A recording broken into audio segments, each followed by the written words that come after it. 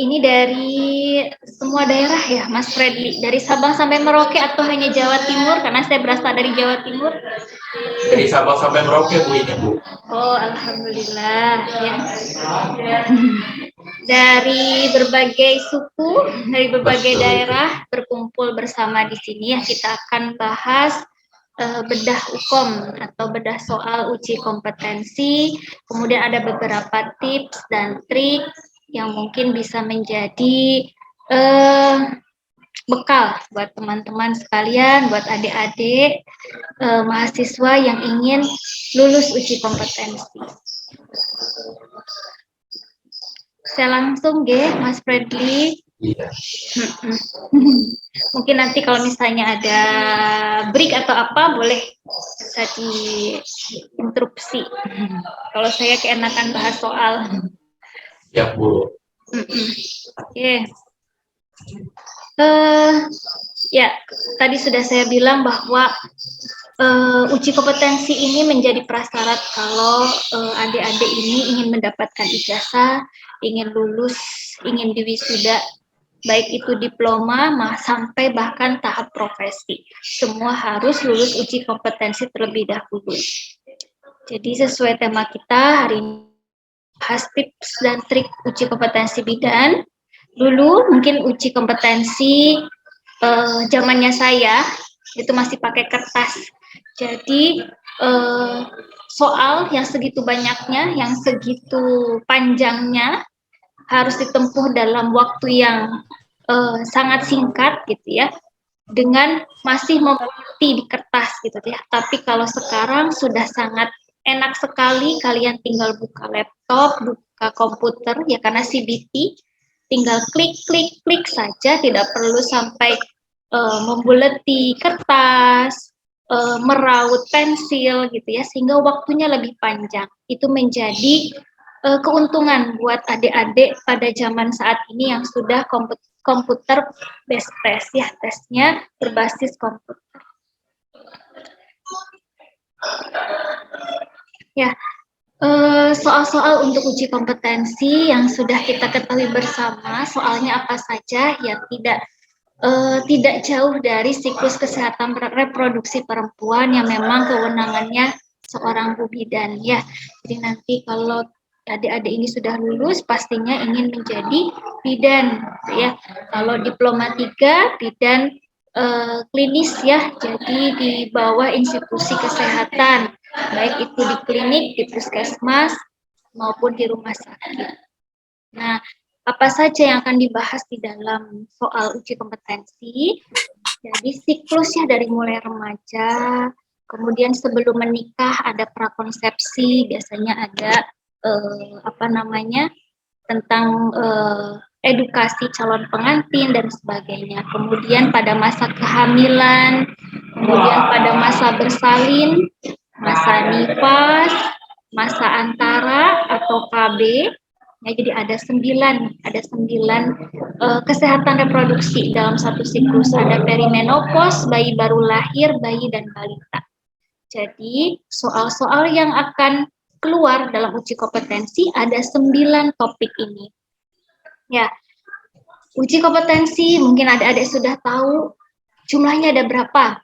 Ada yang tahu jumlahnya ada berapa untuk UKOM? Ya gimana teman-teman, ada yang tahu nggak di sini? 180 soal. Ya, betul. Terima kasih. Ya, terima kasih Pak Zulfa, Adik Zulfa, Adik Sri ya. Jadi, soal UKOM ini ada 180 soal ditempuh dalam 3 jam atau 180 menit. Jadi satu soalnya 1 menit. Ya, waktunya cukup panjang kalau untuk mengerjakan soal kalau kalian sudah mempersiapkan dengan baik. Tapi kalau tidak dipersiapkan dengan baik, sangat cepat waktu itu. Ya, nah bagaimana soal-soalnya dalam 180 soal? Sudah dijelaskan juga mungkin saat pembekalan ataupun saat kalian belajar terkait uji kompetensi bahwa dari 180 soal dibagi 9 topik ini, nah soal yang paling sedikit itu temanya remaja dan prakonsepsi, sekitar 4 sampai 9 soal dalam 180 soal tersebut. Kemudian ada masa antara, perimenopause, bayi baru lahir, bayi dan balita. Ini soalnya sekitar 9 sampai 18 soal. Yang paling banyak 3 topik ini, ada hamil, bersalin, dan nifas. Bersalin ini 27 sampai 36 soal, ya sama bareng nifas, di presentasinya sama. Nah, yang hamil ini yang paling banyak sekitar 36 sampai 45 soal. Jadi disarankan gitu ya, bukan dengan melihat ini ya, kajian ini atau topik ini kalian menyepelekan tema-tema yang soalnya sedikit gitu ya, tapi semuanya harus tetap dipelajari karena pasti ada dalam soal gitu ya. Namun pelajarilah lebih mendalam, pelajarilah lebih banyak di 3 topik yang soalnya banyak yang keluar, yaitu topik kehamilan, bersalin, dan nifas ya. Silahkan kalau dari adik-adik ini ada yang mau ditanyakan sambil kita diskusi bersama, sambil kita belajar bersama ya. Ayo gimana teman-teman? Ada yang ditanyakan nih? Gak usah malu-malu, sharing-sharing aja di sini kita. Iya. Oke. Ya, sambil cari inspirasi pertanyaan, saya lanjut dulu. Nah, dari 9 topik ini, yang paling banyak kasus yang keluar adalah fisiologis. Sesuai dengan kewenangan Ibu Bidan, ya, kasus-kasus kesehatan reproduksi perempuan yang menjadi kewenangan Ibu Bidan adalah kasus-kasus yang normal atau fisiologis, ya, sesuai dengan alamiahnya, sesuai dengan fisiologi tubuhnya. Jadi sekitar 80 sampai 90 soal akan keluar. Kemudian ada deteksi dini. Semua kasus fisiologis, gitu ya, semua keadaan fisiologis sekitar 20% bisa terjadi resiko atau komplikasi. Makanya harus deteksi dini. Belajar juga bagaimana mendeteksi secara dini faktor resiko yang nantinya mungkin bisa menjadi komplikasi atau keadaan patologis. Ya, jadi deteksi dini juga harus dipelajari dari 9 topik yang tadi dibahas. Selanjutnya, gawat darurat, kasus gawat darurat. Ini juga bisa terjadi. Awalnya pasien datang normal-normal saja, saat kita observasi ternyata ada kegawat daruratan. Harus tahu bagaimana penata laksanaan kegawat daruratan di 9 topik yang ada di dalam kesehatan reproduksi perempuan. Kemudian rujukan. Kalau sudah ada gawat darurat, sudah ada keadaan komplikasi, misalnya kita deteksi dini ada komplikasi atau ada keadaan patologis, maka harus siap rujukan. Nah, pelajari juga bagaimana sistem rujukan, ya. Oke, itu untuk kisi-kisi soal, istilahnya dari 180 soal, seperti ini nanti gambarannya. Ya, ada yang mau ditanyakan untuk slide pertama? Silahkan. Ayo teman-teman, ada yang mau sharing atau bertanya nih? Atau nih teman-teman kan sudah dikasih kisi-kisi, mungkin teman-teman bisa screenshot nih kisi-kisinya. Bakal dipelajari. Ya, boleh. Duh, ada yang bertanya, Bu. Silahkan. Dari Dewi Skarkinasi, izin bertanya, semisal ada kasus ibu hamil, tapi kontraksinya tidak ada atau tidak sering, namun usia kehamilan sudah 40 sampai 41 hari. Nah, itu kan biasanya disarankan untuk induksi terlebih dahulu. Pertanyaannya, berapa TPM induksi DRIP yang diberikan kepada ibu? Ya, ini sudah keadaan yang patologis ya. Jadi ibu datang, misalnya kita berada di dalam instansi fasilitas pelayanan kesehatan, misalnya di puskesmas gitu ya, datang. Kalau usia 40 sampai 41 minggu itu usia sudah waktunya lahir atau persalinan sudah aterem. Ya, aterem atau sudah matang. Ibu hamil yang memang sudah waktunya melahirkan. Datang tapi kok tidak ada kontraksi. Ya, sebenarnya masih bisa ditunggu karena maksimal itu 42 minggu. gitu ya. Cuman biar melewati waktu kehamilan, gitu ya, biasanya kita konsultasi, kita tidak memutuskan sendiri karena hal ini sudah di luar dari kewenangannya kita. Ya, normalnya usia 37 minggu kehamilan atau sudah mau mencapai 9 bulan itu sudah mulai ada namanya kis palsu atau Braxton Hicks ya. Kenal dengan itu, nah seharusnya sudah ada kontraksi. Kalau tidak ada kontraksi seperti yang ditanyakan oleh Dewi Sekar ini, ya, itu kemungkinan ada resiko. Deteksi dini di sini dilakukan. Nah, kalau sudah seperti ini, kita konfirmasi, kita kolaborasi dengan penanggung jawab di tempat kita bekerja. Itu ya, biasanya bidan koordinator komunikasi dengan dokter di sana untuk pemberian apakah perlu induksi, ya, menambah obat-obatan untuk merangsang kontraksi pada ibu yang mau bersalin, gitu ya.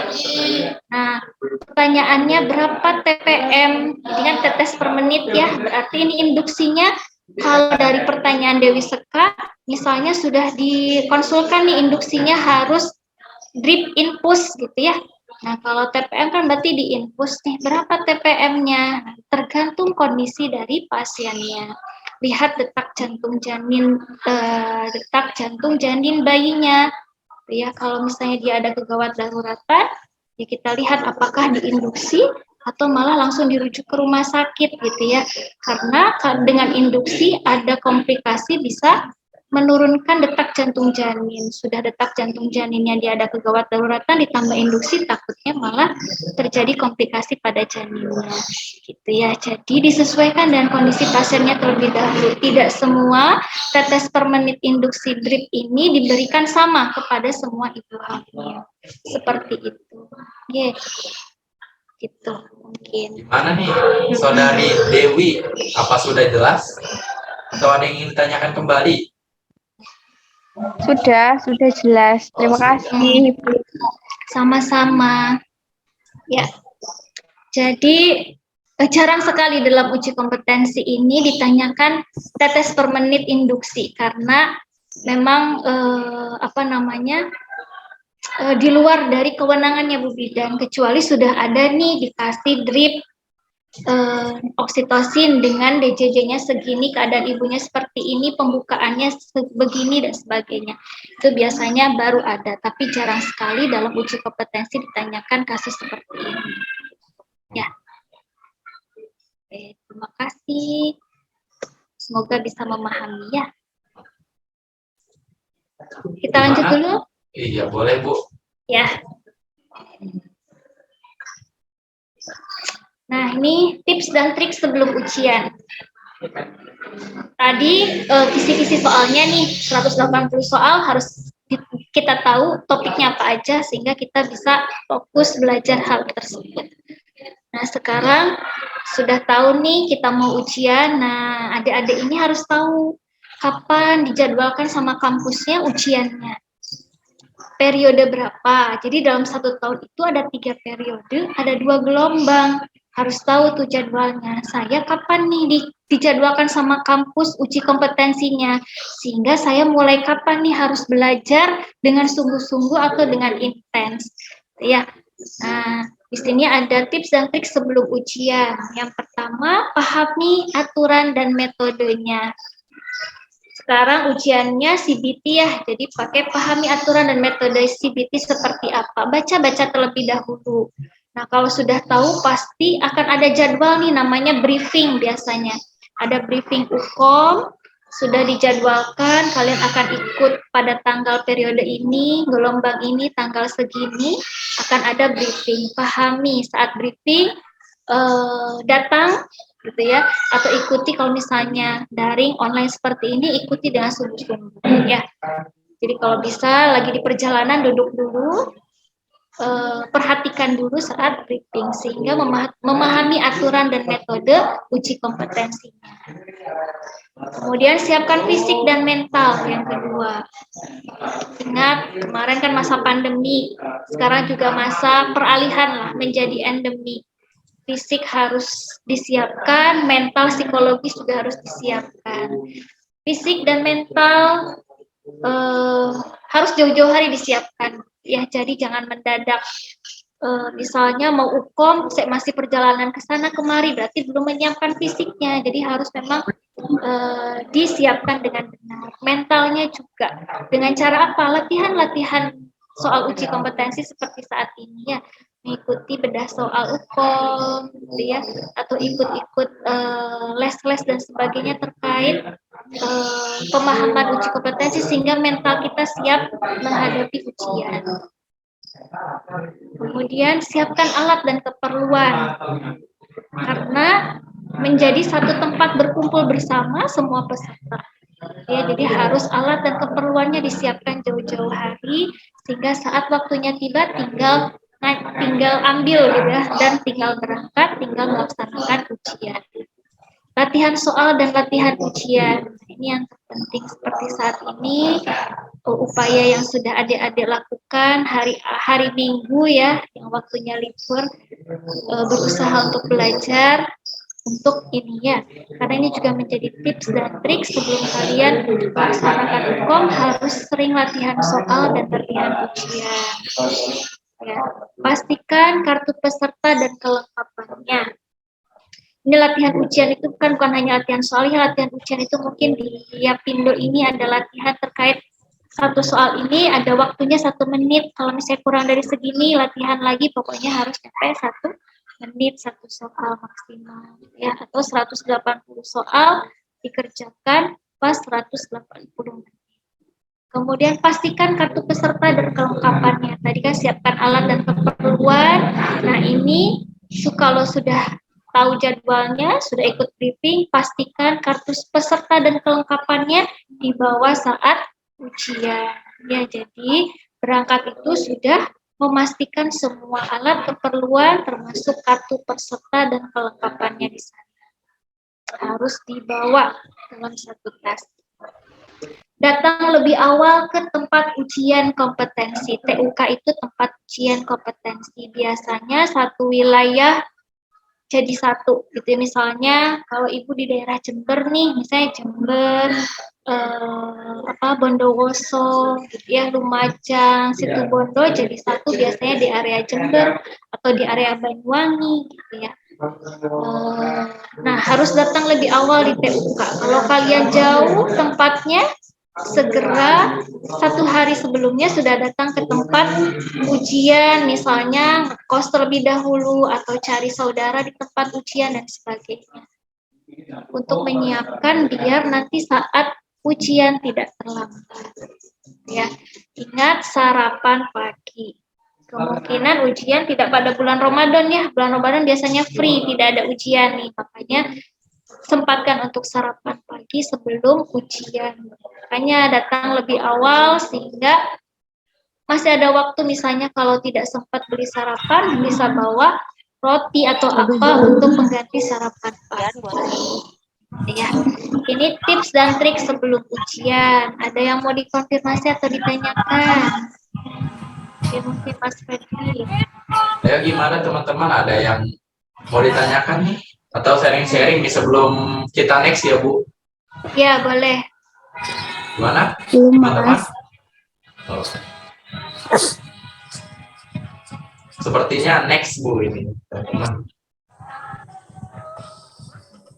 Ya, boleh. Itu tips dan trik sebelum ujian. Sekarang tips dan trik pahami soal UKOM. Jadi sebelum kita bedah soal UKOM, Ibu kasih tips dan triknya dulu sehingga kalian bisa menjawab soal UKOM dengan cepat ya, dengan yakin, karena setiap kali mahasiswa saya tanya, saya kalau jaga tryout maupun jaga UKOM gitu, saya tanya kalau kurang mempersiapkan ujian itu saya tanya gimana jawabannya nak, di dalam jawabannya susah Bu, bingung Bu, kayak jawabannya sama semua, saya nggak yakin jawaban saya benar gitu ya. Nah itu salah satu mahasiswa yang kurang mempersiapkan terkait uji kompetensi. Padahal ada tips dan trik atau memahami soal UKOM sehingga kita bisa yakin jawabannya yang kita pilih adalah jawaban yang paling benar. Ya, yang pertama, baca terlebih dahulu kalimat pertanyaan yang ada di soal. Jadi soalnya panjang, lebar gitu ya, sampai berbaris-baris gitu. Kunci yang utama adalah baca terlebih dahulu pertanyaannya. Sudah dibaca pertanyaannya, cari kata kunci pertanyaan. Biasanya berada di awal pertanyaan. Apakah diagnosa? Berarti kata kuncinya diagnosa. Data tambahan apa yang belum yang ada dalam kasus tersebut? Berarti data tambahan. Jenis pemeriksaan apa selanjutnya dalam kasus tersebut? Berarti kata kuncinya adalah jenis pemeriksaan. Ya. Jadi baca terlebih dahulu kalimat pertanyaan yang ada di soal, cari kata kunci dalam pertanyaan tersebut. Banyak kata kunci di sana, bisa data tambahan, jenis pemeriksaan, rencana asuhan, pendidikan kesehatan atau konseling yang diberikan, rencana asuhan lanjutan, tindakan yang paling tepat dan sebagainya. Biasanya itu menjadi kata kunci pertanyaan dalam soal hukum. Ya, yang pertama tipsnya itu. Yang kedua, kalau sudah tahu pertanyaannya, kita lihat kasusnya. Karena pasti dalam pertanyaan itu jenis pemeriksaan apa yang paling tepat dalam kasus tersebut, maka kita lihat kasusnya.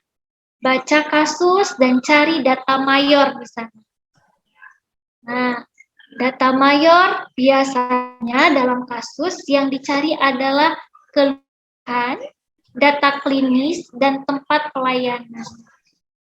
Ya, jadi lihatlah keluhan dari kasus tersebut, lihat data klinisnya atau hasil pemeriksaan. Kalau keluhan biasanya hasil anamnesis, data klinis hasil pemeriksaan dalam kasus atau vignette gitu ya, dalam soal hukum, dan tempat di mana dilakukan pemeriksaan atau di mana pasien itu datang. Apakah di rumah sakit, apakah di PMD atau di puskesmas. Ya, jadi yang kedua, baca kasus dan cari data mayornya. Data mayor ini hampir sama dengan kata kunci, tapi kata kunci kasus. Biasanya isinya keluhan, data klinis, tempat. Cari dalam kasus tersebut ini. Ini biasanya menjadi kata kunci kasus. Yang ketiga, lihat pilihan jawaban. Dan kalau sudah baca pertanyaan, baca kasus, yang pasti adalah pilihan jawabannya apa. Dibaca, yakin dengan satu jawaban, langsung jawab. Ya, kalau sudah yakin dengan satu jawaban, langsung jawab. Tapi kalau soal UKOM, seperti tadi, kalau mahasiswa sudah keluar dari UKOM, kayaknya semua jawabannya benar semua, Bu, saya ragu. Kenapa? Karena memang soal UKOM itu dibuat semua jawaban seolah-olah benar. Nah, bila tidak bisa meyakini satu jawaban saat kalian membaca soal, maka hubungkan kembali kata kunci pertanyaan di sini, kata kunci pada kasus, dan kata kunci pada jawaban. Ya, dihubungkan kembali sehingga bisa pilih satu jawaban yang paling benar atau yang paling diyakini benar. Ya. Kemudian jangan ragu untuk menjawab semua soal. Jadi kalau UKOM jangan dikosongkan. Dijawab semua soalnya. Kalau waktunya sudah mulai habis, sudah jawab semua soal. Karena tidak ada pengurangan.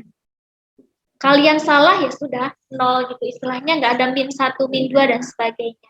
Jadi jawab semua soal. Ya kalau untung-untung istilahnya, walaupun nggak sempat baca kasusnya, baca pertanyaannya, langsung jawab, ternyata benar. Berarti beruntung gitu ya.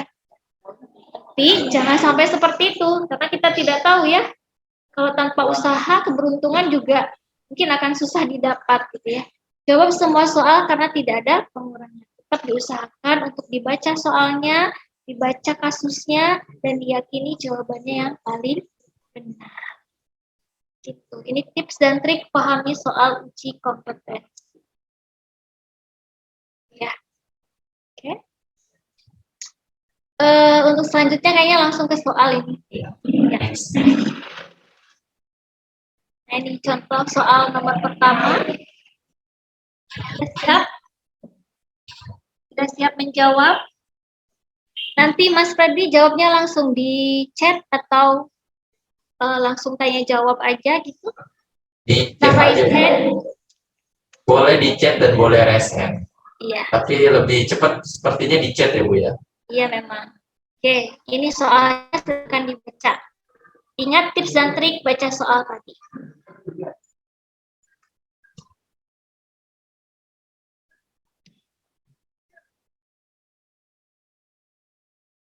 Diberikan waktu 1 menit, Mas Fredly. Iya ini sedang berjalan Bu.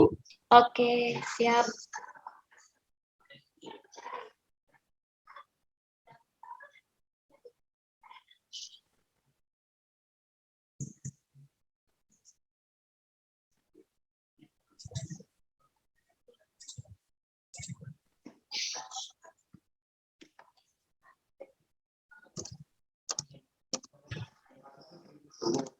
Ayo teman-teman, udah ada yang langsung menjawab saja Bu.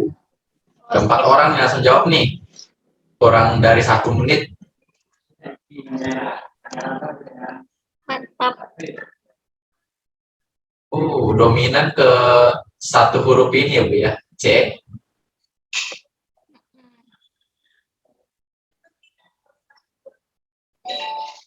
Iya.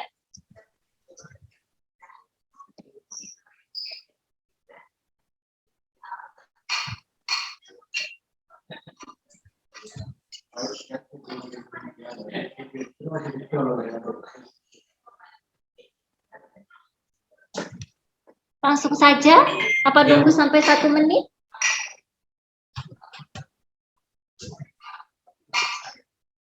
Oke. Masih belum 1 menit ya, Mas Fadli? Iya. Kita langsung aja ya. Oke. Langsung sudah 1 menit nih Bu. Oke, langsung saja dibahas. Iya, karena sudah banyak yang menjawab. Ini ada varian jawaban. Ada yang jawab B, ada yang jawab A. Ada yang jawab C juga. Iya, yang paling banyak jawab C. Kita lihat jawabannya apa nih yang paling benar ya. Sekarang Ibu tanya mungkin yang sudah chat di sini, chat yang pertama, siapa itu Mas Fadli?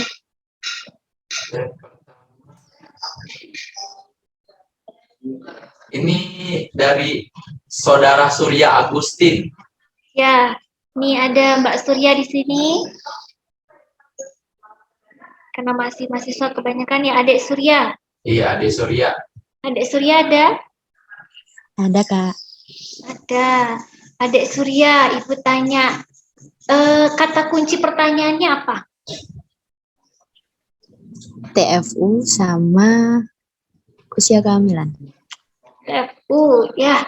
Kata kuncinya untuk pertanyaan adalah TFU, betul.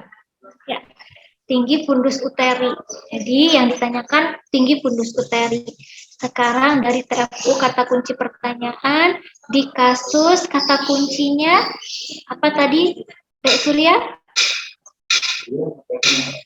Hamil 12 minggu.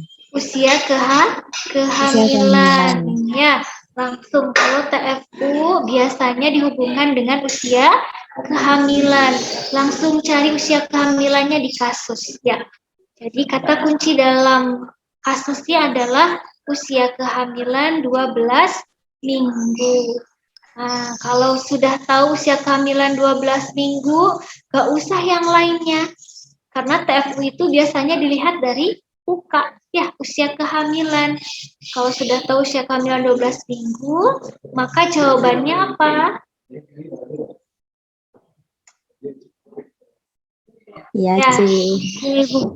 Jawabannya C. Ya, betul. Yang C sudah benar. Yang B, oh tadi ada yang ini. Oh, salah baca katanya. Yang C, deng, gitu ya. Ragu itu Bu, ragu. Ragu ya. Berarti teorinya masih belum benar-benar dipahami. Ini adalah teori fisiologis terkait tinggi fundus uteri pada ibu hamil. Ya, kita bahas nih. Bener nggak? Kalau 12 minggu itu 1 sampai 2 jari di atas Simpisis. di atas simpisis ya, karena memang masih awal ya, awal kehamilan atau trimester pertama. Jadi ukuran TFU yang diukur menggunakan palpasi abdomen adalah kalau 4 minggu belum teraba ya. Jadi kalau 4 minggu misalnya telat 1 bulan, ya belum teraba apa-apa di perutnya ibu. Mungkin PPT tesnya bisa terbaca, bisa juga tidak. Tapi kalau perabaan belum teraba. Kemudian 8 minggu sama, masih belum teraba. Jadi dia masih berada di belakangnya simpisis. Ya, simpisis itu kan tulang tuh, tulang di atasnya kemaluan ya. Di sana jadi usia kelahiran 8 minggu juga masih belum teraba. Cara belajar TFU itu biasanya dari 4 minggu. Jadi kelipatan 4 minggu, 4 minggu, 8 minggu. Nah, yang soal 12 minggu. Ya, kalau 12 minggu sudah keluar tuh tinggi fundus uterinya di atas simpisis, yaitu 1 sampai 2 jari. Ya, jadi yang sudah menjawab C, 100. Ya. Jadi terus tambahan 4 minggu lagi, 16 minggu. Kalau 16 minggu, pertengahan antara simpisis dengan pusar, ya, dengan pusarnya ibu. Itu 16 minggu. 20 minggu di atas 2 sampai 3 jari di bawah pusar, atau sudah melebihi pertengahan antara simpisis dan pusat. Biasanya diambil dari pusat menghitungnya, 2 sampai 3 jari di bawah pusat. 24 minggu sepusat setinggi pusat, 28 minggu 2 sampai 3 jari di atas pusat, 32 minggu pertengahan antara pusat dengan prosesus sifoidius, atau biasanya disingkat apa? PX. PX ya. Jadi harus tahu ya kepanjangan PX itu apa? Prosesus sifoidius. Ya. Terus umur kehamilan 36 minggu, 3 jari di bawah PX. Ya, jadi sudah naik-naik lagi, perutnya sudah semakin besar. 40 minggu, ya biasanya turun lagi. Turun seperti 32 minggu. Kenapa turun? Kenapa bisa turun? Karena kepalanya sudah masuk panggul. Ya, betul, Adik Agartina. Karena kepala bayi sudah turun ke PAP, ke pintu atas panggul ya, sudah berada di bawah PAP ya, masuk ke PAP sehingga TFU-nya awalnya 3 jari di bawah PX turun menjadi pertengahan PX dan pusat. Ya, jadi jawabannya yang C ya, 1 sampai 2 jari di atas simpisis. Oke, soal pertama banyak yang sudah betul ya. Oke, selanjutnya. Oke, terus sebelum itu gimana teman-teman ya? Ada yang ingin ditanyakan nggak sebelumnya? Sebelum kita next ke soal nomor 2 nih. Tadi kan saya lihat masih ada yang salah tuh, ada yang A, ada yang B. Mungkin kan pasti menjawab juga pakai argumen ya. Mungkin ada yang ingin ditanyain sebelum kita next nih. Jangan takut salah, nggak apa-apa, kita di sini juga belajar ya Bu ya. Iya, betul. Gimana? Kak, izin nanya. Boleh. Maaf ya, ini lagi on cam. Iya. Soalnya sinyalnya, Kak. Ya, Kak, kalau kita di klinik itu biasanya kan kalau 12 jari itu 12 minggu itu belum teraba Kak. Jadi kalau di praktek itu kayak belum teraba gitu. Nah, sedangkan di teori ini udah 1 sampai 2 jari di atas simpisis. Ini bagaimana ya, Kak? Terima kasih. Ya. Kadang teori dengan praktek gitu ya berbeda, tapi nggak jauh berbeda. Karena memang teori yang kita pakai, teori secara global, bukan hanya di Indonesia saja, tapi di luar negeri juga sama menggunakan teori ini. Nah, saat misalnya di Indonesia dengan mayoritas istilahnya tinggi badannya juga nggak sama dengan global, biasanya kan lebih pendek sama dengan kayak orang-orang Asia, orang-orang Jepang gitu ya, tidak sama dengan kayak orang-orang Eropa, jadi kadang memang berbeda sedikit dengan teori yang ada, tapi tidak jauh dari itu. Jadi kalau misalnya di lapangan 12 minggu kok masih belum teraba gitu ya, tidak masalah. Ya, tidak masalah kalau memang masih belum teraba, ibu segera datang lagi 2 minggu lagi biasanya untuk memastikan benar nggak ada perkembangan janin di sana seperti itu. Jadi seringnya memang apalagi TFU dalam ukuran sentimeter itu banyak sekali berbeda antara teori dengan kenyataan yang ada di dalam praktek seperti itu. Cuman kan kita lagi bahasnya uji kompetensi nih. Biasanya uji kompetensi memang dilihat dari berbagai sumber daftar pustaka yang ada seperti itu. Jadi kalau misalnya di lapangan tidak sesuai dengan teori, ya kita lihat pembahasan lagi, mungkin ibunya status gizinya kurang, gitu ya.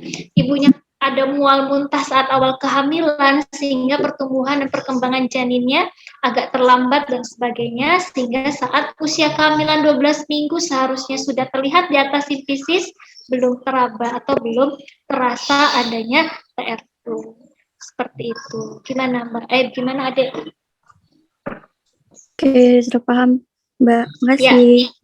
sama-sama. Jadi kalau untuk uji kompetensi, pahami materinya, pahami teorinya. Kalau bingung dengan kasus yang ada, karena kan diploma itu kan lebih banyak prakteknya ya. Kok berbeda sih antara teori dan praktek itu gimana? Jangan mempermasalahkan hal tersebut, gitu ya. Memang pasti akan ada kesenjangan, tapi kesenjangan itu jangan menjadi kebingungan gitu ya. Tetap mungkin ada hal-hal yang lain seperti gizi dan sebagainya yang mempengaruhi sehingga TFU belum teraba gitu ya. Kalau secara teori harus teraba sekitar 1-2 jari di atas seperti itu ya. Oke. Baik, gimana teman-teman? Ada yang ingin ditanyain kembali? Atau kita next saja nih? Boleh next dulu ya. Sekarang contoh soal nomor 2. Yuk, dimulai dari sekarang ya. Ya, harus lebih cepat lagi karena ini soalnya hampir mirip-mirip lah.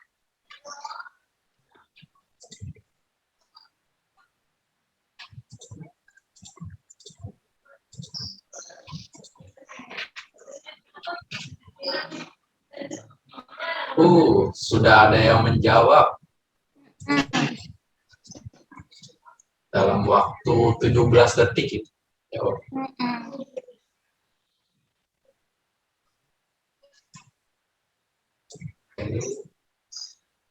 Dari mulai yang mana ini ya?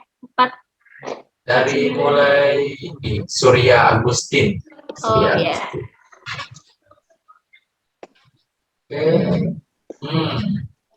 Ada 2 kubu yang berbeda ya jawabannya. 5 detik lagi. Ya. 3, 2, 1. Selesai.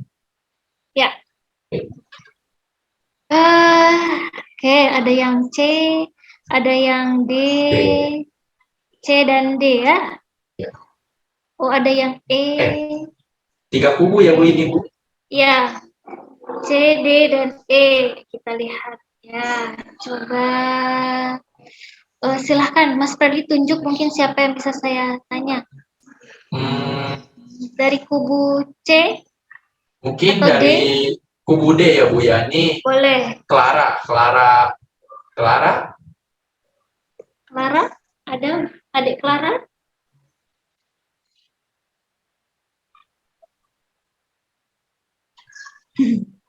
Halo. Halo adik Clara.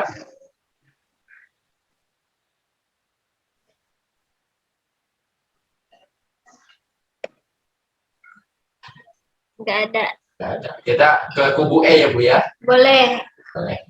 Ini Sinta Dewi.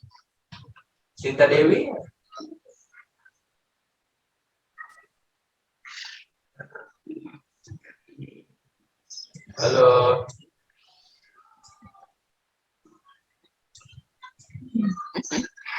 Sepertinya malu-malu ini, Bu. Iya, Kita langsung ke kubu C aja ya, Bu ya.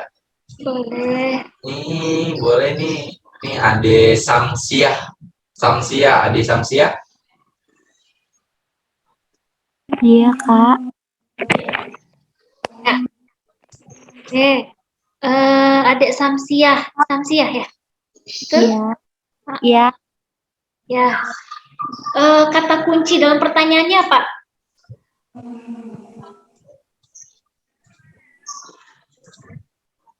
Hormon. Hormon. Oke, ya hormon sama apa? Hormon saja?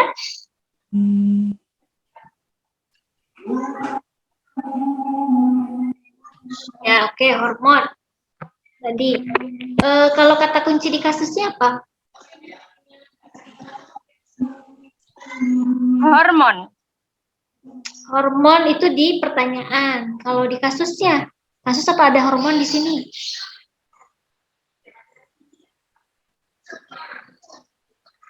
Sering mual di pagi hari, merasa lemas. Ya. Oke. Ini yang jawab C karena HCG ya? HCG itu hormon apa?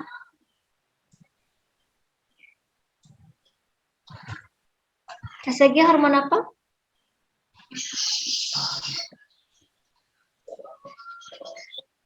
Gimana teman-teman nih yang jawab C nih? ACG itu apa?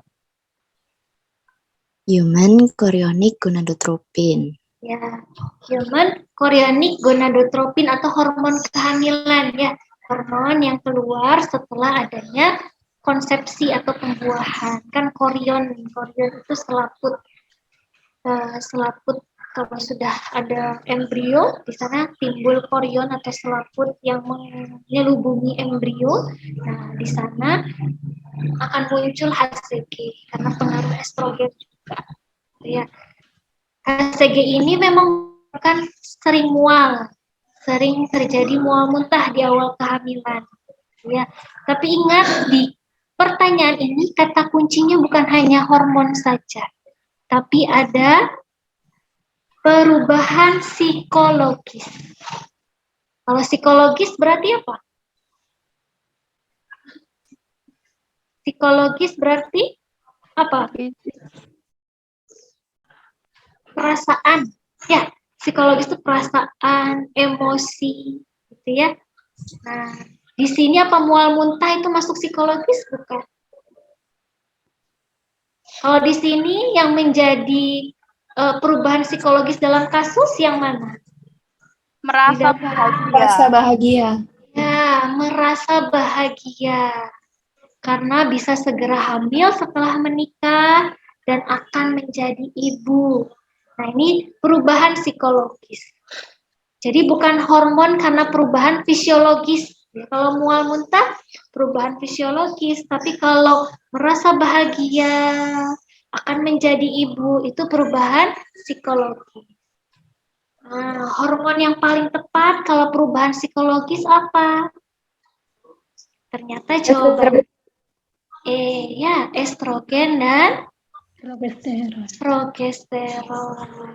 Tadi yang jawab ada ya Mas Fredly ya?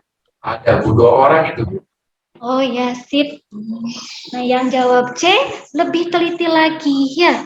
Kata kunci di pertanyaannya lebih diperhatikan lagi. Kita bahas nih. Kenapa sih estrogen dan progesteron bisa menyebabkan adanya rasa bahagia dan sebagainya? Ternyata pada awal kehamilan, kita tahu kehamilan itu ada adaptasi fisik dan psikologis. Jadi jangan hanya kita terpaku pada fisik saja. Ternyata ada perubahan psikologis juga pada masa kehamilan. Untuk apa? Untuk persiapan menjadi ibu, menjadi orang tua, gitu ya.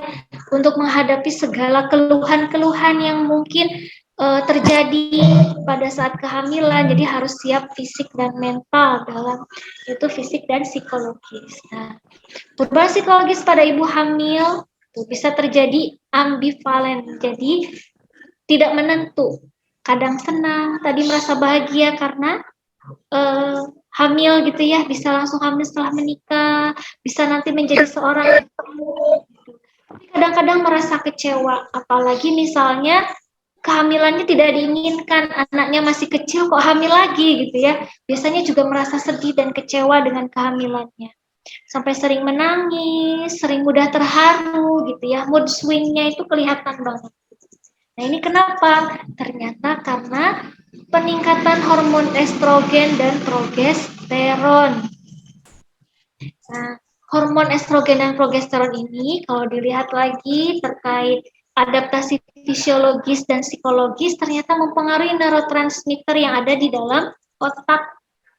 Ya, jadi emosi kita, perasaan kita itu tepatnya ada di tengah otak kita.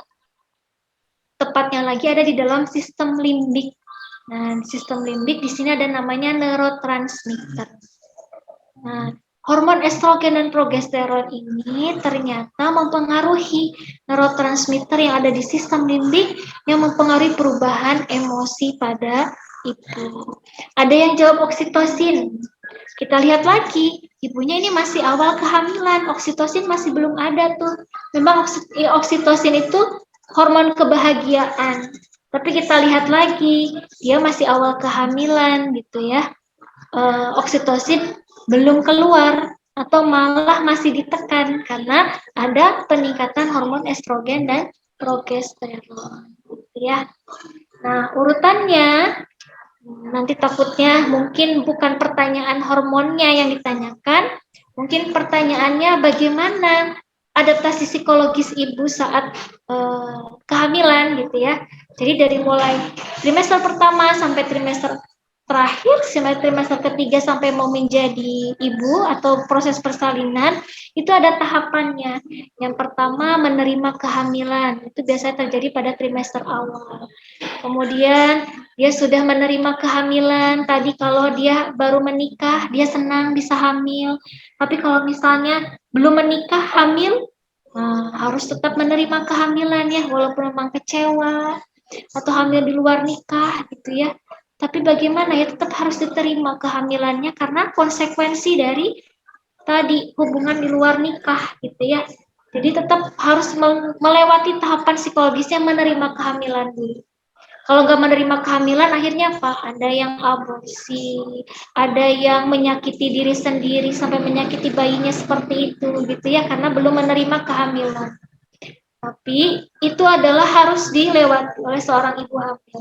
Setelah menerima harus identifikasi peran ibu. Oh iya, nanti aku akan menjadi seorang ibu. Kalau ibu hamil itu ya, identifikasi bagaimana menjadi seorang ibu. Biasanya nanya-nanya ke ibu yang sudah pernah punya anak atau ke ibu-ibu hamil lainnya. Gimana sekarang kehamilannya? Keluhannya apa? Kalau keluhan ini harus gimana dan sebagainya. Identifikasi peran ibu biasanya saling menanyakan ke sesama ibu yang hamil atau yang pernah hamil. Kemudian menata kembali hubungan ibu dengan dirinya, suami, dan orang-orang terdekat. Jadi belum ke janinnya nih, ini belum trimester ketiga, jadi masuk ke kedua, menata kembali hubungan ibu dengan dirinya sendiri bahwa dia sekarang sudah mau menjadi ibu. Kemudian dengan suaminya sekarang mau menjadi ayah, gitu ya.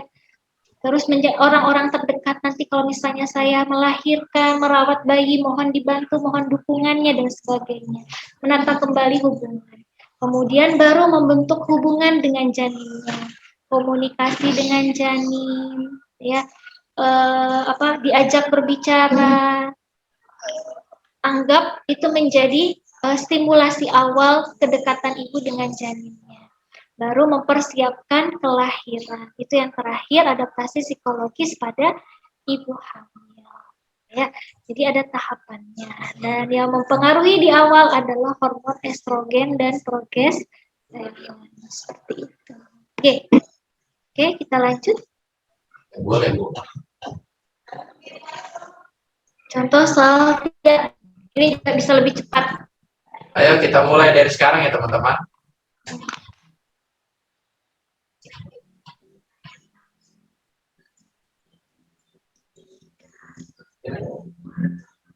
Sepuluh detik pertama.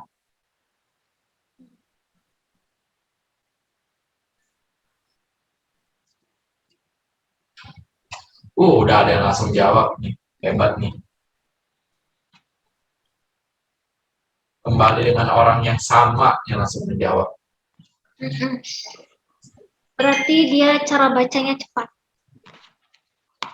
2 orang. Yuk. Masih ada waktu 20 detik menuju 1 menit. Silahkan. Masih panjang ya, Mas Fadli. Iya, betul itu, Bu.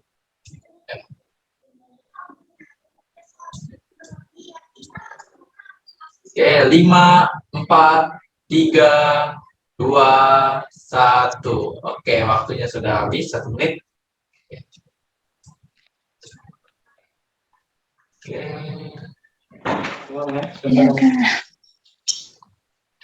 Oke, kita bahas langsung ya. Iya, Bu.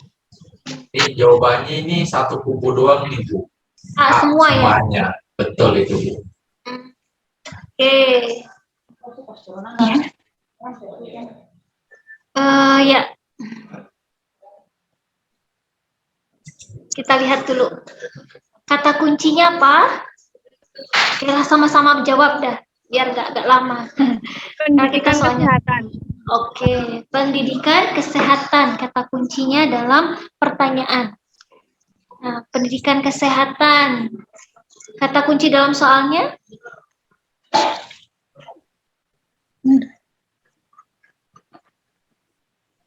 Keluhan ya. Keluhan atau hasil anamnesis. Jadi sering mual pagi hari, merasa lemas, gitu ya.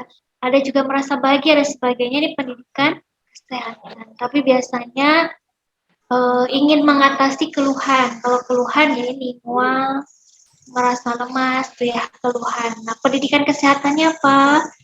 Yang tepat diberikan pada pasien tersebut. Oke, berbeda nih jawabannya nih semuanya dengan jawaban Ibu. C. Oke, ya. Cek. Iya. Oh, ini ada yang jawab C, Firda. Ada Firda ada?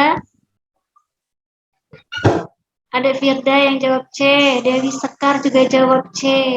Ya. Oke. Nah, kalau pendidikan kesehatan itu adalah pemberian informasi, ya, bukan asuhan. Nah, kalau misalnya tetap dicoba makan porsi sedikit tetapi sering, itu adalah bentuk asuhan. Ya, Ibu dicoba tetap makan porsi sedikit tapi sering, minum air hangat dan anti muntah, ini juga asuhan. Dukungan suami khususnya membantu pekerjaan rumah tangga, ini terlalu jauh kalau ke sering mual pagi harinya. Memberitahu Ibu kemungkinan adanya faktor resiko ini menjadi apa? Tambah kecemasan ya, ibunya mengeluh, kita kasih pendidikan kesehatan terkait faktor resiko kehamilan. Malah ibunya tambah cemas. Ya. Jadi pendidikan kesehatan yang utama atau yang paling tepat diberikan adalah memberitahu ibu pada awal kehamilan memang terjadi mual muntah. Nah, mual muntah tadi karena apa? Karena ada hormon apa? Estrogen dan Progesteron. Beda lagi, mual muntah kenapa? HCG. HCG, Bu. Ada HCG. Iya. Ya, mual muntah disebut juga morning sickness. Ya. Jadi pendidikan kesehatan yang pertama, berikan ketenangan kepada ibunya. Ibu mual muntah, lemas itu adalah hal yang wajar terjadi. Apalagi usia masih 12 minggu, ya. Selama ibu masih mencukupi kebutuhan cairan, nutrisi selama hamilnya masih terpenuhi, dan akan menghilang dengan sendirinya di usia kehamilan 14 minggu. Ya, kenapa mual muntah terjadi tadi? Karena ada peningkatan HCG pada awal kehamilan. Bisa juga karena psikologis.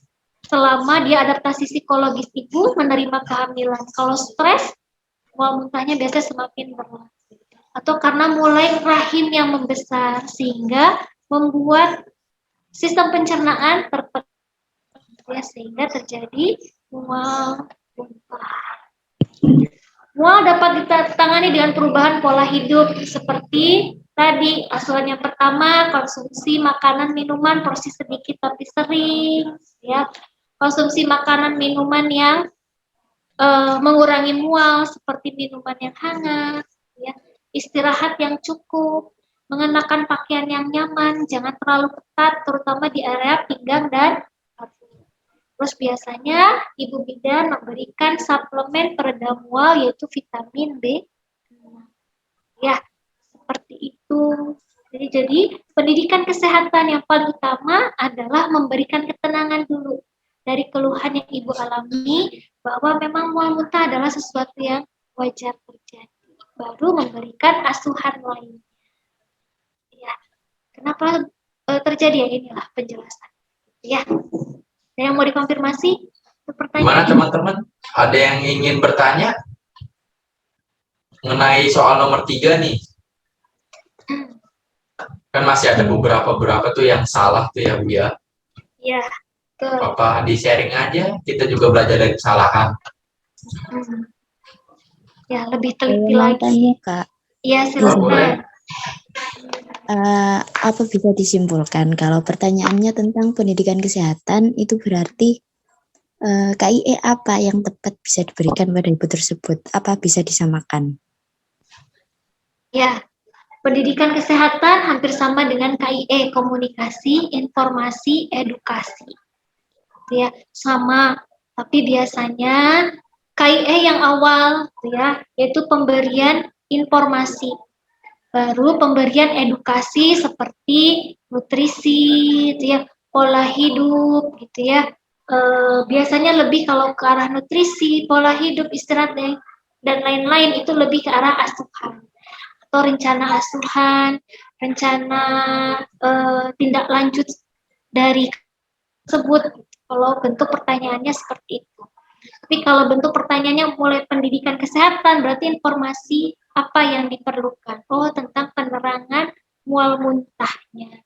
Oh, mual muntah itu misalnya sesuatu yang wajar. Kalau misalnya sakit pinggang, pendidikan kesehatannya apa? Ya itu sama, biasanya awal adalah itu. Jadi kalau misalnya ada penerangan terkait jawabannya itu yang pertama dipilih. Seperti itu. Baru ke asuhan pola hidup lainnya. Gitu. Gimana? Kata kunci ya. Paham. Di pertanyaan selain pendidikan kesehatan bukan hanya KIE tapi juga konseling. Biasanya konseling juga menjadi kata kunci di sana. Oke. Selanjutnya nomor 4 nih. Iya. Oke, mulai dari sekarang.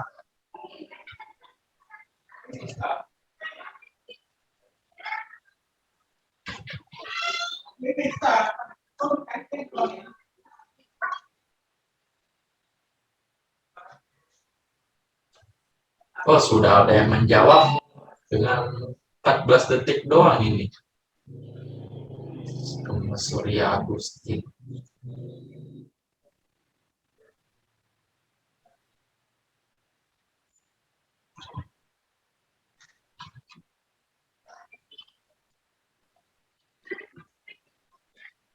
Baru 2 orang. 20 detik lagi menuju 1 menit.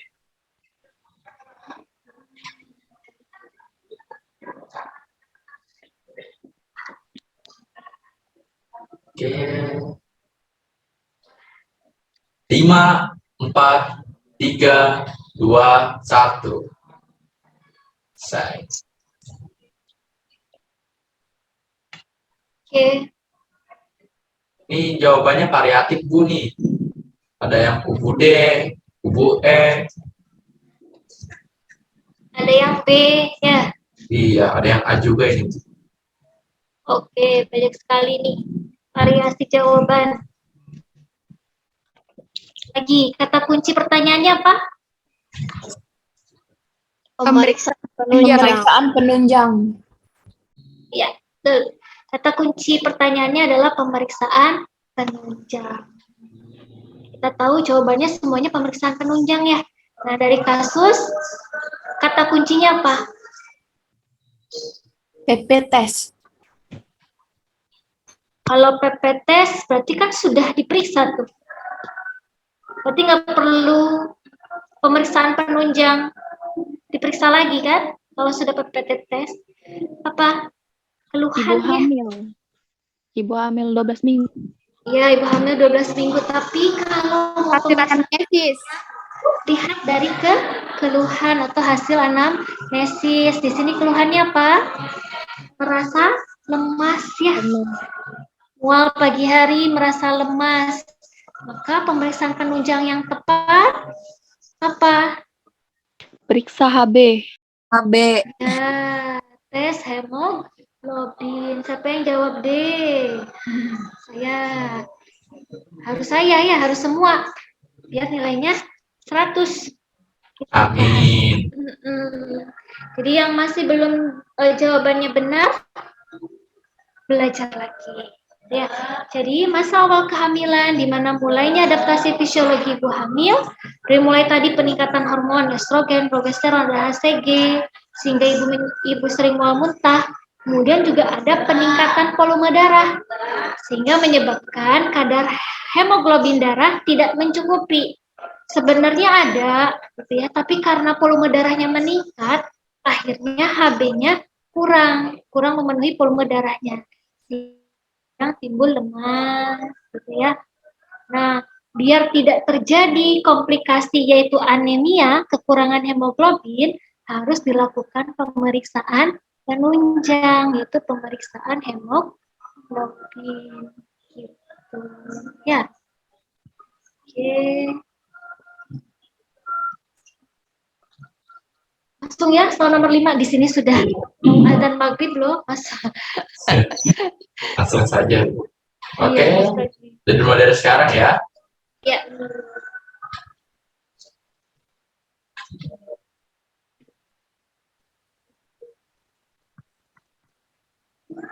Oh, sorry.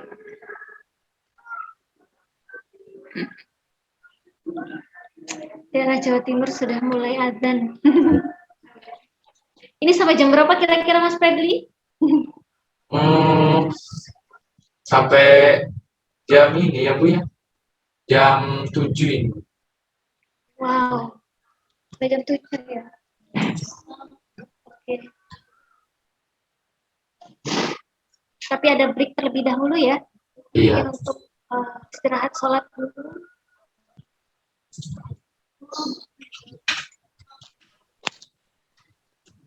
Bu, maaf Bu, sampai jam 6. Oke, terima kasih. Ya. Ya. Ini udah ada yang jawab nih Bu nih. Ya. Dominan ke semua nih jawabannya nih Bu. Oke. Ya.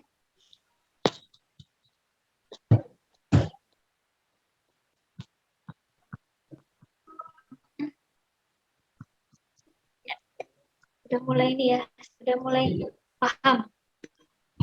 Banyak yang nih. Semua. Oke. Ya, kita bahas ya. Boleh? Boleh Bu. Sebenarnya ada 10 soal loh. Ini masih 5 soal. Dan waktunya tinggal sedikit lagi. Belum ada, dari Mas Fadli mungkin ada testimoni lainnya ya. Oke. Jadi kata kunci pertanyaannya apa? Tindakan bidan. Kata kunci pertanyaannya adalah tindakan bidan. Nah, kalau tindakan bidan berarti lihat dari hasil anamnesis atau hasil pemeriksaan. Hasil anamnesisnya kepala janin seperti mau keluar atau keluhannya ya. Jadi seperti mau keluar. Sudah keluar air banyak dari kemaluan berarti ketubannya sudah pecah ya. Karena sudah keluar air banyak. Kemudian hasil pemeriksaannya juga tampak kepala janin di introitus vagina. Nah, maka jawabannya adalah ya benar semua. Berarti sudah mulai memahami. Melakukan persiapan pertolongan persalinan dengan segera. Kita bahas dulu ya. Sambil menambah-nambah ilmu terkait proses persalinan. Jadi persalinan itu berapa minggu sampai berapa minggu? Kehamilannya? 37 sampai 40 menit.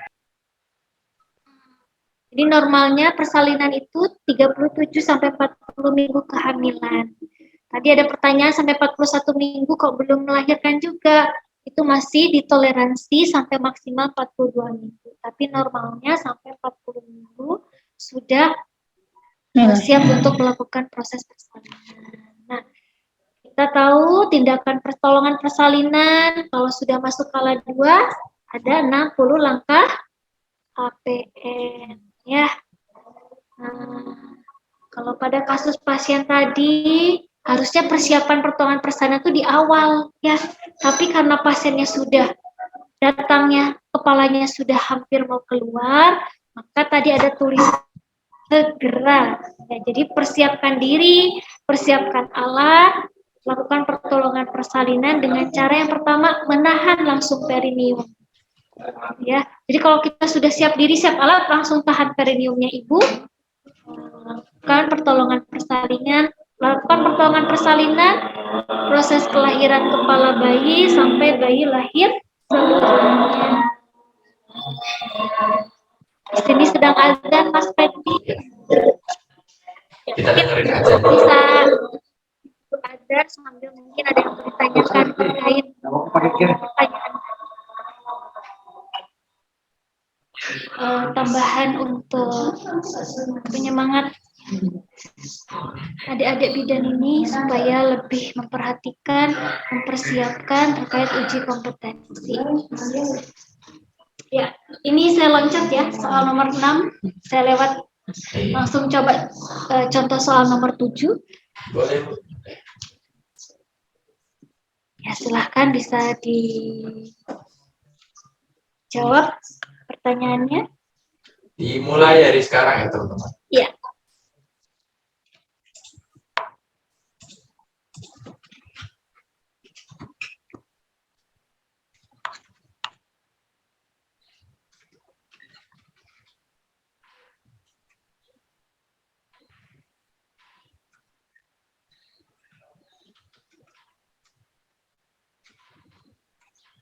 Oke. Sisa 30 detik lagi ya.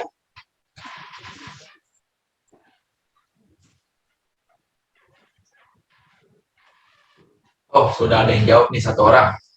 Di detik ke-37. Yang lain gimana nih? 61 mahasiswa. 2 orang. Oke, 10 detik lagi ya. 5, 4, 3, 2, 1. Oke. Oke, Bu. Ini sudah 1 menit nih, Bu. Dan ada 2 kubu jawaban. Ada yang E Dan ada yang D. dan ada yang D. Oke. Ada yang A juga tuh kayaknya. Oh iya, ada yang A. 2 orang. Oke. Kunci pertanyaannya apa? Tindakan selanjutnya. Tindakan selanjutnya. Ya, tindakan selanjutnya. Berarti harus tahu tindakan sebelumnya ya. Ini tindakan selanjutnya. Berarti di kasus harus cari tindakan sebelumnya apa. Ada di mana nih kata kunci dalam kasus? Kepala sudah lahir, Tetapi tidak mengalami putar paksi. si perineum sudah di episya. Ya, jadi kepala sudah lahir tetapi tidak mengalami putar paksi. Tindakan sebelumnya dilakukan episiotomi nih sama bidannya. Tempatnya di mana? Di puskesmas Ponet. Ya, kalau puskesmas Ponet berarti puskesmas yang apa? Yang menyediakan pelayanan obstetri, neonatal, esensial dasar ya. Jadi boleh kasus-kasus seperti ini kalau kepala sudah lahir ya dilakukan tindakan. Dasarnya apa nih? Biar tidak terjadi kesakitan bahkan kematian pada bayi maupun pada ibu. Ada yang jawab D, ada yang jawab E, rujuk ke rumah sakit. Ada yang jawab A, mengarahkan bahu anterior ke bawah ya. Jawabannya yang D. Ini kasus apa namanya? Tosia bahu.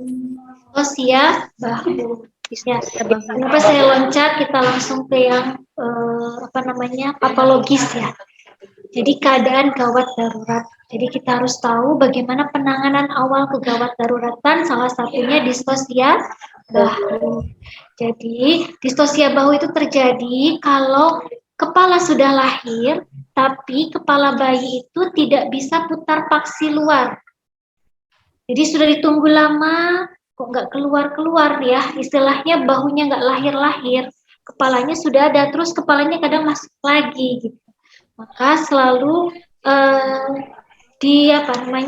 disiapkan langkah berikutnya, yaitu intervensi atau manuver untuk melaksanakan distosia bahu. Yang pertama, hindari 4P, hindari panik, hindari pulling. Pulling itu kayak menarik, hindari pusing, menekan bagian atas tuh kayak dorong. Misalnya freestyler gitu ya, didorong gitu, hindari.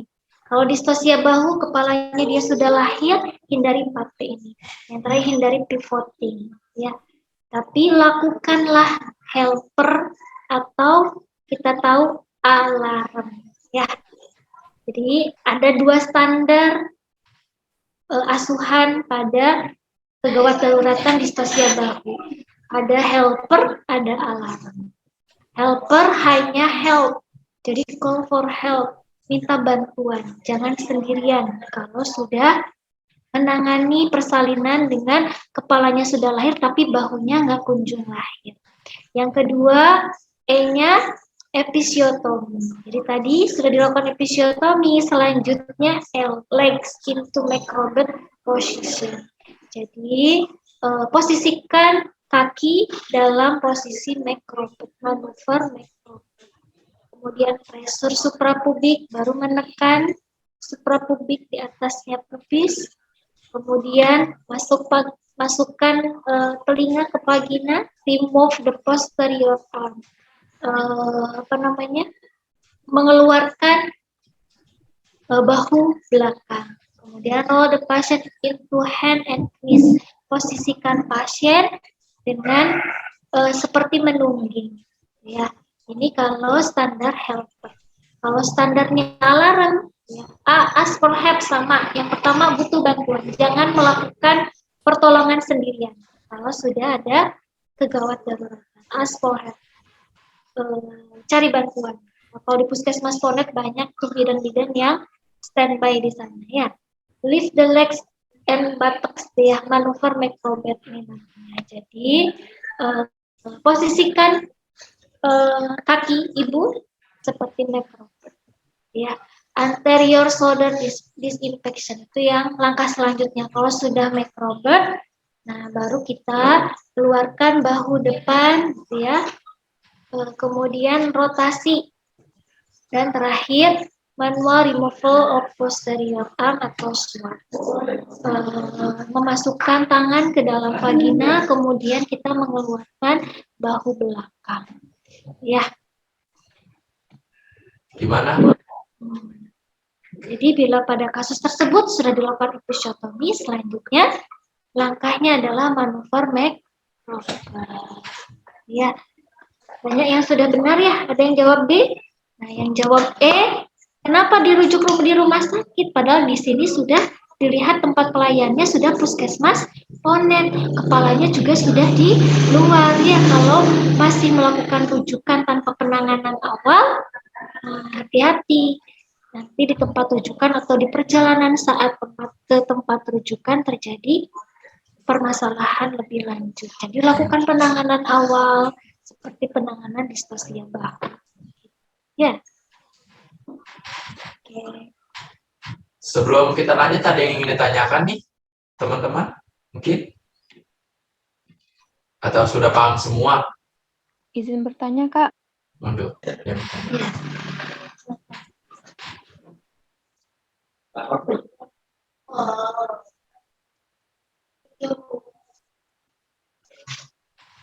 Silakan. Ya, silakan yang bertanya. Kalau misalnya distosia bahu terjadi di BPM, apakah harus dilakukan macrobed atau harus dirujuk? Terima kasih, Kak. Ya, kalau terjadi di PMB, ya, kalau terjadi di PMB, segera lakukan proses rujukan. Ya, kenapa? Karena kalau di PMB tidak memungkinkan untuk dilakukan penanganan awal. Ya, apalagi kalau misalnya tidak ada teman. Jadi call for help itu bisa sekalian proses rujukan ke puskesmas terdekat dengan PMB. Ya, terutama harusnya Ponet. Kalau misalnya tidak ada Ponet, langsung ke rumah sakit. Ya, jadi di PMB jangan sampai melakukan penanganan penanganan komplikasi. Lakukan penanganan kegawat daruratan awal secara sederhana, misalnya pemasangan infus, observasi DJJ, ya, dan cari teman untuk bisa melakukan penanganan awal. Ya, jadi 4P ini harus dilakukan. Ya, dihindari. 4P ini harus dihindari, jangan panik, ya, jangan sampai memberikan intervensi yang bukan langkahnya seperti pulling, pushing, pivoting tadi, tapi lakukan pertolongan yang standar. Ya, seperti ini.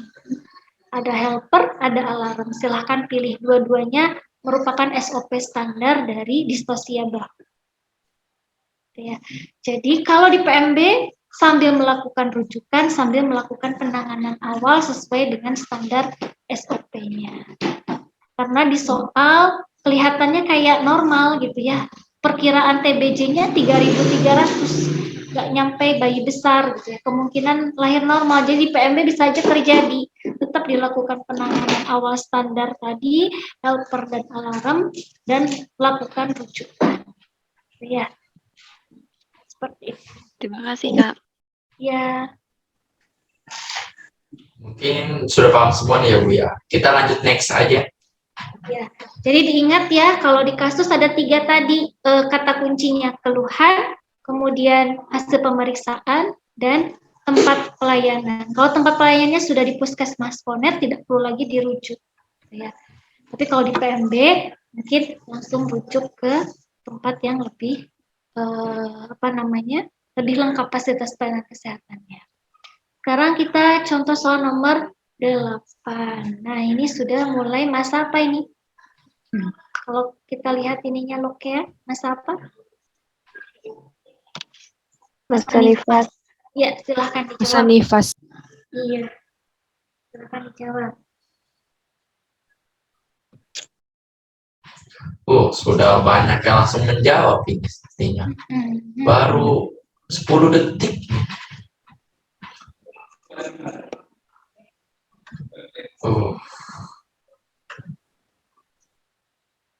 Oke.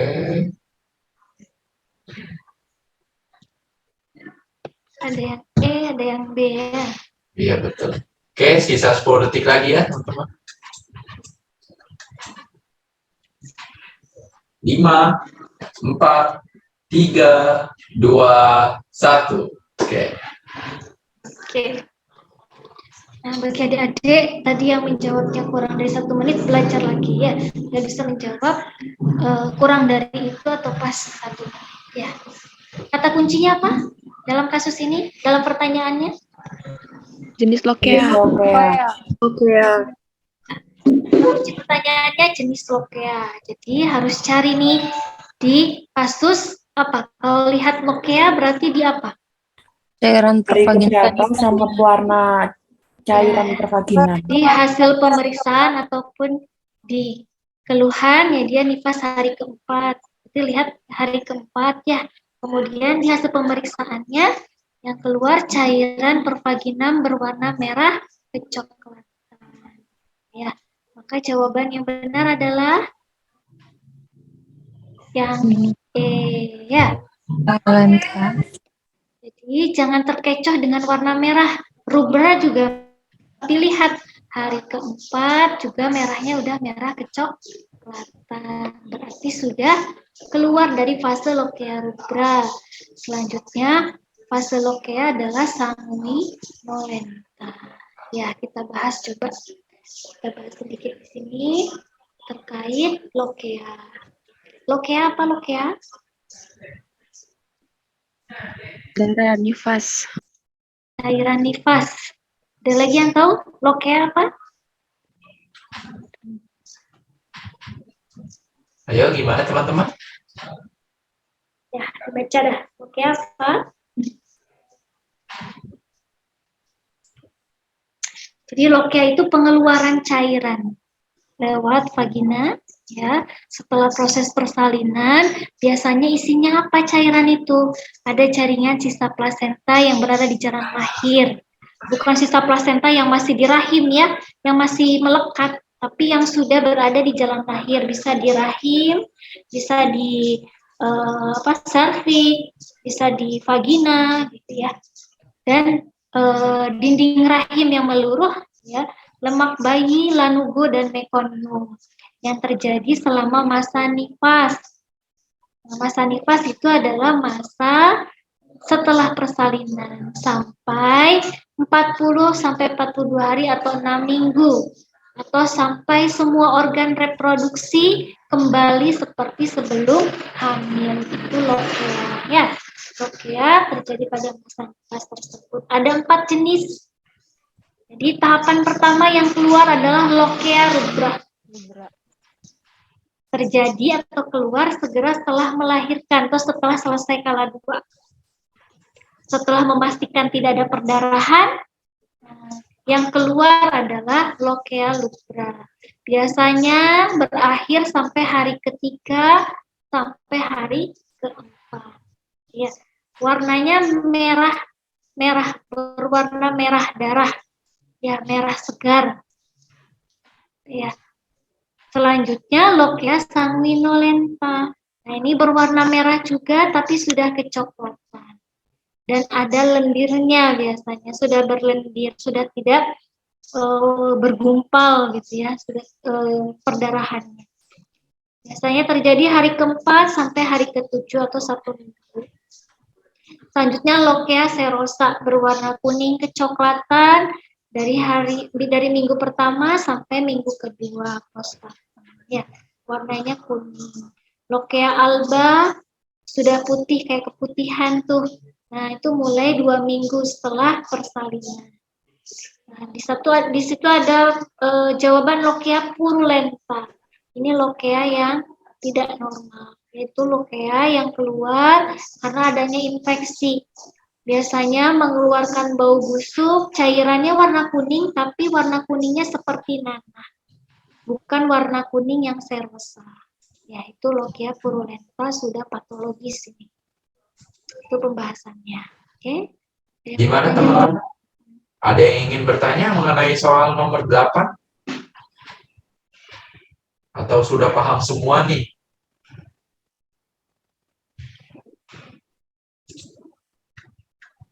Ya. Jadi Gimana? jawabannya tadi lokea sanguinolenta. Next saja kali ya Bu ya. Kayak sudah pada paham semua. Kalau Mas Fredly ki basicnya apa Mas? Paham tentang kasus kebidanan? Enggak. Iya, mungkin istilah-istilah juga kayak asing ya, baca-bacanya juga mungkin susah. Tapi kalau masih, ya, gimana Mas Fredly? Saya mengikuti aja, mendengarkan itu Ibu. Iya. Sambil belajar sedikit. Ah, iya. Kalau mahasiswa kebidanan harus tahu istilah-istilahnya. Jangan sampai salah istilah yang patologis dengan istilah yang fisiologis. Itu ya, seperti saya pilih lokea purulenta aja, ternyata salah ya. Oke, ini contoh soal nomor 9. Silahkan dijawab.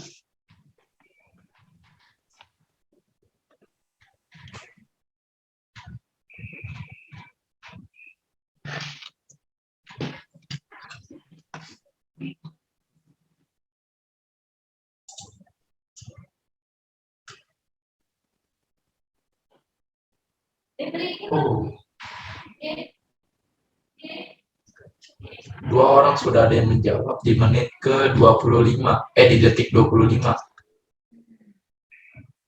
Ya, 30 detik lagi menuju 1 menit.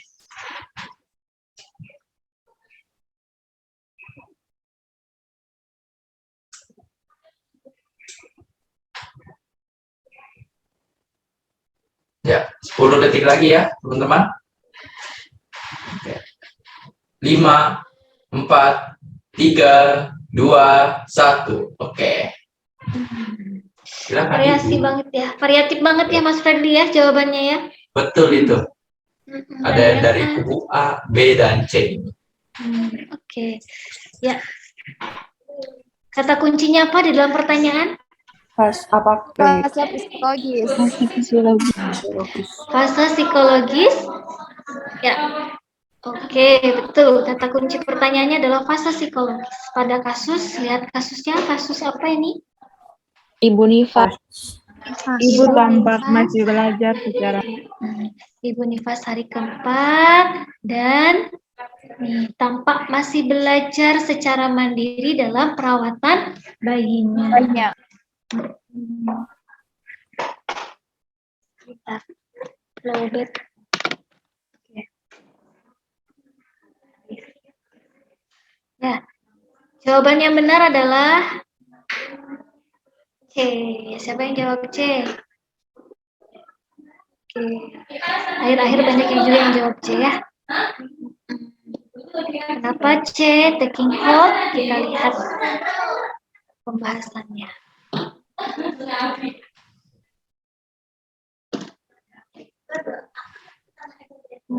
Jadi, masa nifas, bukan kita lihat tadi adaptasi fisiologis ya, pengeluaran cairan, kita juga harus memahami adaptasi psikologis, psikososial.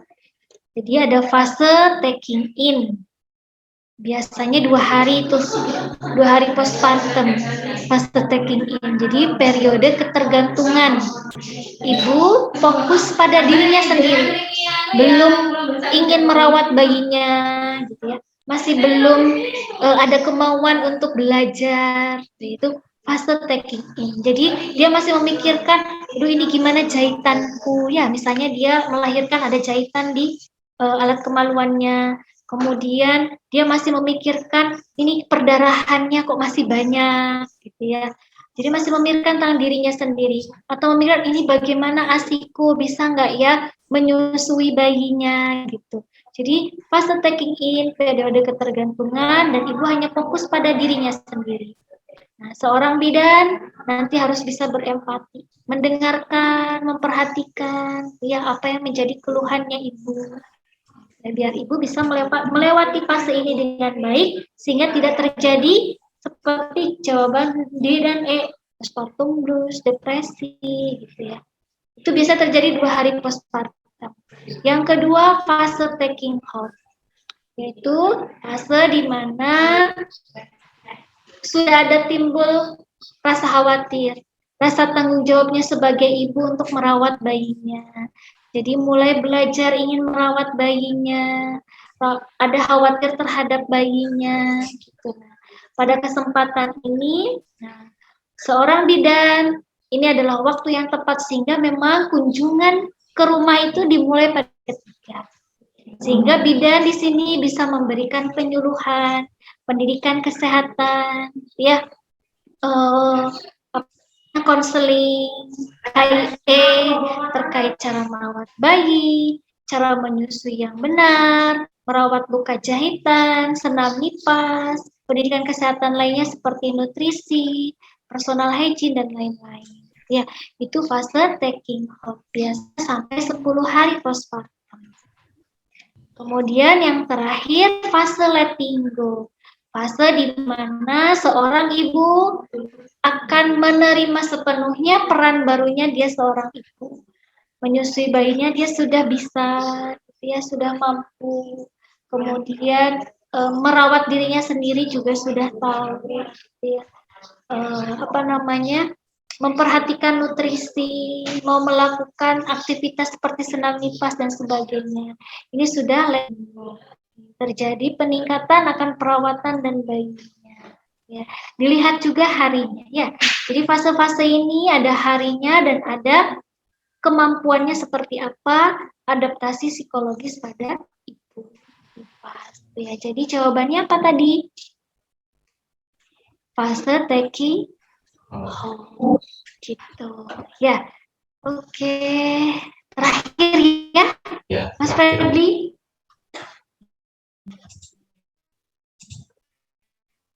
Oke, silahkan dijawab. Dimulai dari sekarang, teman-teman.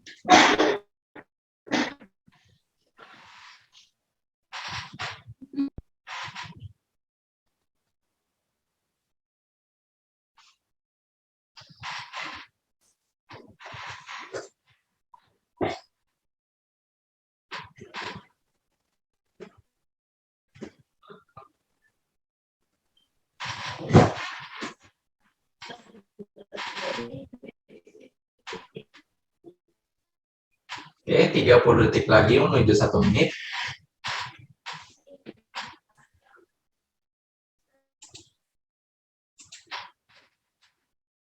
Oh, udah ada yang jawab nih di 42 detik. 4 orang mau variatif ya jawabannya. Oke, 5 detik lagi. 5, 4, 3, 2, 1. Oke. Ini jawabannya ini banyak nih Bu, variatif nih Bu ya. Ada yang A, C, D, 3 kubu nih.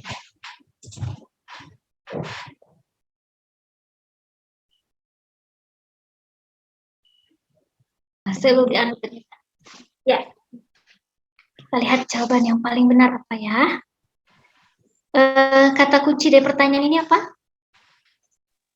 Masalah yang Diagnosa. Diagnosa atau mungkin masalah gitu ya. Kalau dalam pertanyaan ini, kata kuncinya adalah masalah atau diagnosa yang dialami pada kasus tersebut. Kasusnya, kata kuncinya? Keluhan. Ibu sulit Dan nyeri tekan pada simfisis pubis. Oke. Kata kuncinya adalah ibu kesulitan BAK keluhannya ya. Dan ada sedikit nyeri tekan pada simfisis. Oh, ini belum saya belum saya bunderin. Jawabannya adalah D. Siapa yang jawab D? Yuma doang ini jawab D. Ada ini Samsiah nih jawab D. Iya, Samsiah, Sri April. Kayak Yuma ada sedikit ragu nih. Tadi jawab A sebelumnya. Coba mungkin ada terakhir nih. Kenapa kok ada yang jawab A atau keraguan? Kenapa di sini? Mungkin bisa sharing. Kayak sama semua gitu dah. Jawabannya kayak sama semua ya. Ya memang seperti itu dibuat. Kalau soal hukum itu dibuat jawabannya hampir benar semua. Tapi ada satu yang paling benar. Ya, kita coba bahas kenapa kok retensi urin yang menjadi jawaban yang paling benar.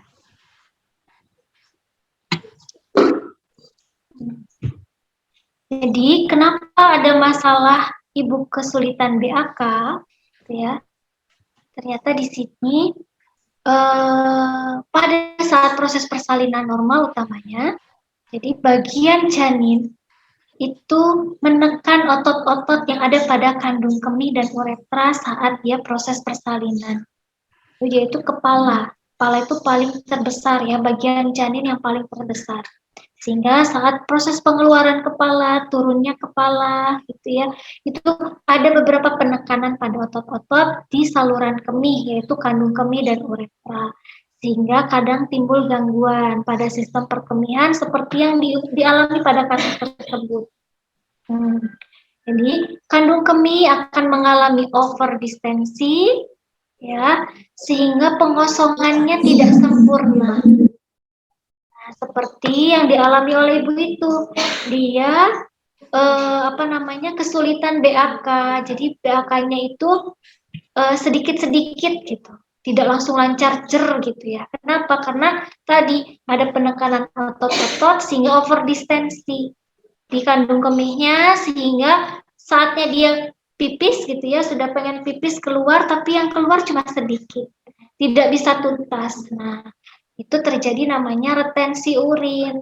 Jadi ada sisa urin yang ada di dalam kandung kemih. Ya, akibat tadi adanya pembengkakan, sehingga memang di hasil anamnesa, di hasil pemeriksaan, saat kita lakukan pemeriksaan setelah TFU, ada nyeri tekan di atas pubis, gitu ya, atau di area di bawah pubis, gitu. Kenapa? Karena tadi ada pembengkakan.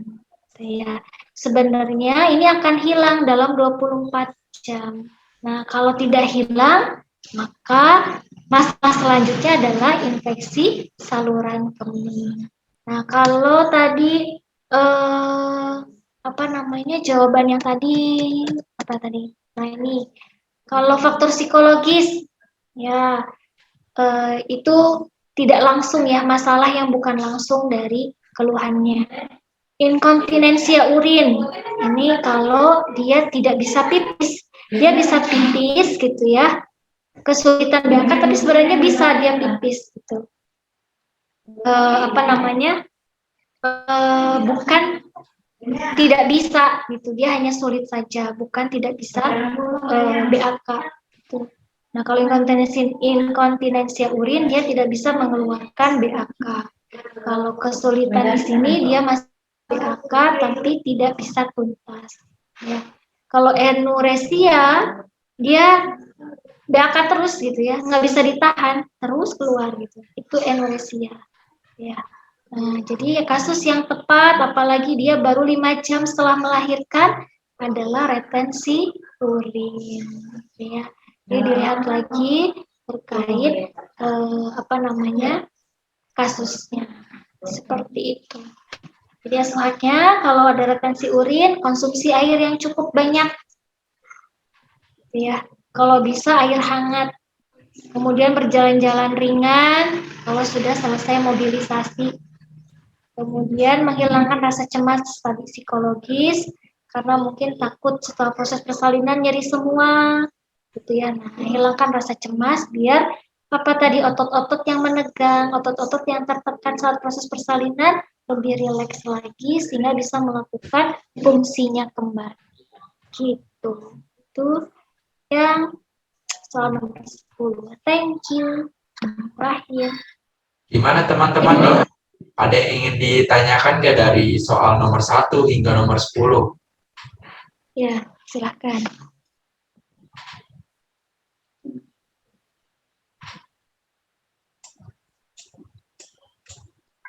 Mungkin untuk lebih memahami lagi terkait soal-soal UKOM gitu ya, Mas Fredly. Iya. Tadi seperti yang sarannya dari Mas siapa tadi ya?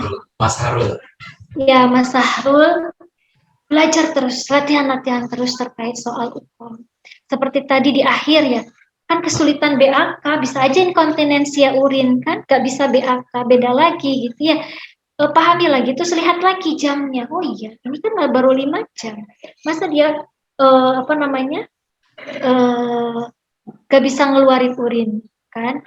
Ya, kalau inkontinensia itu biasanya lebih lama prosesnya, baru terjadi inkontinensia. Seperti itu. Ya. Baik, terima kasih buat Bu Nur yang telah memberikan penjelasan secara detail nih, dan juga memberi tips and trick gimana teman-teman mengerjakan soal hukum hanya dengan 1 menit. Nah, dan juga buat teman-teman nih, terus berlatih mengerjakan soal-soal dan juga perbanyak membaca, karena itu dapat membantu teman-teman untuk lebih mempersiapkan hukum teman-teman.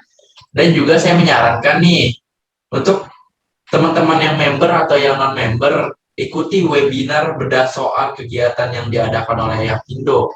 Itu membahas 8 seri bedah soal untuk bulan Juli, yaitu kuotanya terbatas hanya 200 orang. Nah, saya sarankan buat teman-teman itu mendaftar untuk mengikuti 8 seri tersebut, karena itu sebagai ajang modal teman-teman untuk lebih mempersiapkan hukum teman-teman agar lebih baik. Ya. Terima kasih buat teman-teman yang sudah mendengarkan penjelasan Bu Nur dan mengikuti kegiatan pada sore hari ini ya, dari awal hingga akhir. Saya doakan semua teman-teman yang hadir pada sore hari ini semuanya lulus hukum dengan hasil yang terbaik. Amin. Amin. Amin. Ya.